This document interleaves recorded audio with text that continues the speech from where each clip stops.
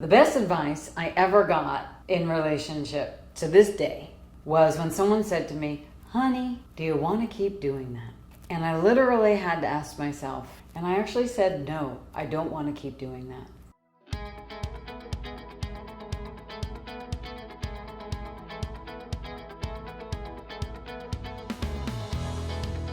So what did I change?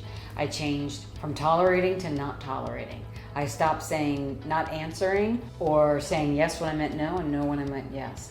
I stopped involving myself in dynamics that wasn't fun for me. If I didn't like it, I didn't do it. If I liked it, I did it. I stopped signing up for seminars and things because I had this FOMO, fear of missing out. I stopped, being around. I stopped not doing the things that I enjoyed, like exercise. I actually also even stopped resenting and having regrets and resentments and rejections and revenges. Just stopped them. Every time I got angry, what are you angry about, Lisa? And I learned that I was actually angry at myself for not being fully present, so I got fully present. And then I changed my world. So the best thing that was reflected to me was, hey, you can go around in your head all the time on the hamster wheel about somebody else or a story or what you're doing in your life that isn't changing. Until you stop it, look at yourself, focus on yourself, and change what you dislike about yourself. Once you do that, you'll be able to know what you dislike in another person and not go there. And you'll be able to know that if you did go there, you forgot to ask yourself to prevent yourself from being there.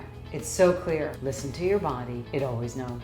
I would have to say that the worst advice I've ever gotten about relationships is when I talk myself out of what I know to be true. So that is, if I do something when I have a bad feeling, that is the worst. Because now I'm doing the thing that I had a bad feeling about, and now I'm stuck in it. And then I gotta change it, which makes me look like an A, fill in the blank, or a B, fill in the blank. And I get mad at myself, and the other person or situation gets mad at me too, and then everybody loses. So the more clear that I can be in every dynamic and in every possibility is better for all my relations. And I really have to ask myself, if I choose this, what will this create? And I can go a little deeper into that, because the reality is, this is going pretty deep and maybe a little bit off the subject for a second, specifically, but I learned probably about maybe 10 years ago, I learned that I was actually allergic to alcohol. I was like one of those 1%ers that has this physiological allergy that literally, if I drank, I could die. And the funny thing is I spent a lot of years enjoying plenty of alcohol, and I actually did get sick, but I never put two and two together that it was related to the alcohol until I did. Case in point, in one of my relationships, someone reflected to me that, I should take a look at my drinking, because when I drank and they happened to not drink, different things would happen and they weren't so good. I forgot things, I didn't make clear decisions about things, my decision about things was cloudy, there were some conflicts that would go on that didn't necessarily have to go on. When you have this particular allergy, it does distort and contort your natural intelligence, let's say, and your awareness. And so I would complain about this particular partner a lot. People would reflect back to me, oh yeah, that person is X, Y, and Z, not so nice, and they should just back off you. But the reality was that person was reflecting to me what I wasn't ready to see until I was it. And so actually, I had to change my tune and actually thank that person for what their awareness did make me aware of, even though it didn't in the beginning. And so the worst advice is I tried to not listen to myself, because here's the thing, the truth is, let's get raw and real here. You always know when it's you. You just don't want to know when it's you. So know when it's you and change it. Because basically, if it's happening in your life, it's you. The top 3 reasons people get stuck in relationship is money, health, and they don't want to be alone. So let's say that they're usually in relationship and one person makes more money than the other, or together they have a nicer life than they would solo, and it's too risky to go out on your own. So money is always the good reason, but not really the real reason. A health situation, maybe you're not feeling well, maybe the benefit of being in a relationship gives you better health insurance. Maybe that particular person you're with in relationship, is helping you stay well, or you enjoy things together in that respect, but it's 1% out of 100%, isn't really your best options, but most people say 1% good in a relationship will keep them there for a lifetime. And that may work for some. It doesn't particularly work for me. In fact, it made me destroy a lot of different things that I'm now creating when I chose to live my life 100% versus 1 degree or 1%. Most people are stuck in relationship because it's the only way that they know how to be. And they're not looking inside of themselves about whether or not they're happy. They may know they're not happy, but they may not know why. And usually they're not happy because they're not listening to their body, they're not listening to their knowing, they're not listening to their awareness, and they're being treated in a way that isn't uplifting, that isn't generative, that isn't creating more, that isn't advancing possibility, and that isn't bringing fulfillment. And most people look to another person, place, thing, or event to bring their fulfillment. Most people are stuck because they don't realize they're the source.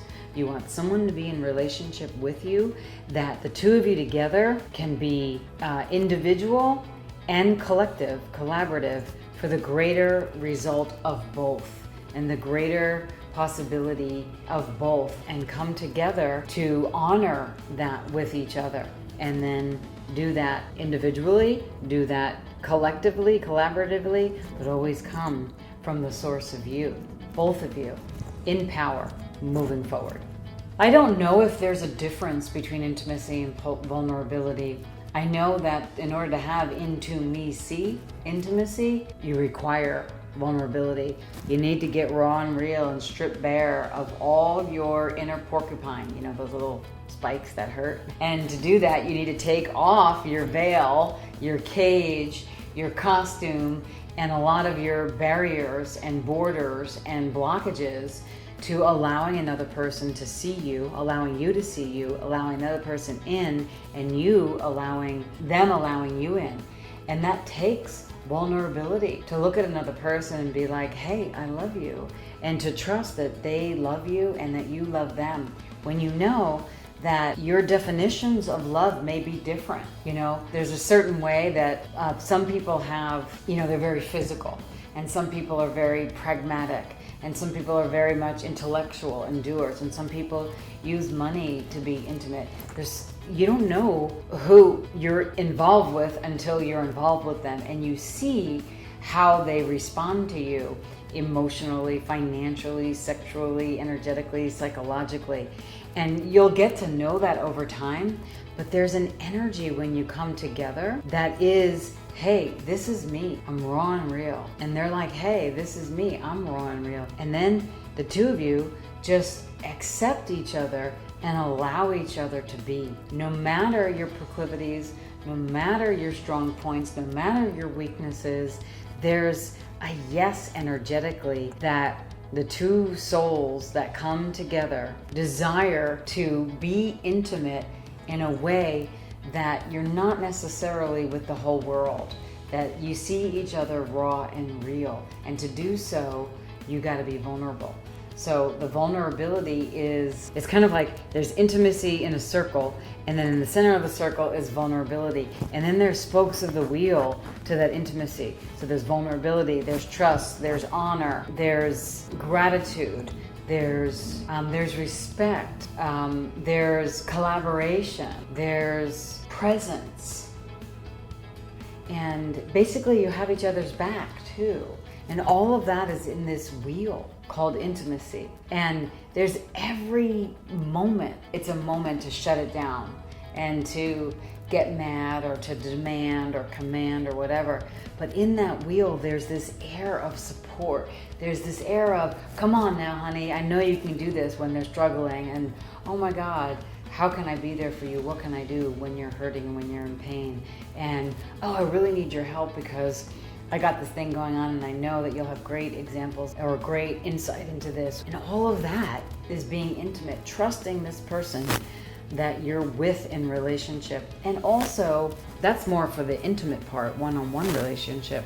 But then you have that whole thing with your business too, and the people that you work with. It starts from this wheel of life that is intimate. In the center is vulnerability, and then there's spokes of the wheel that have all the things that are non-negotiables for you.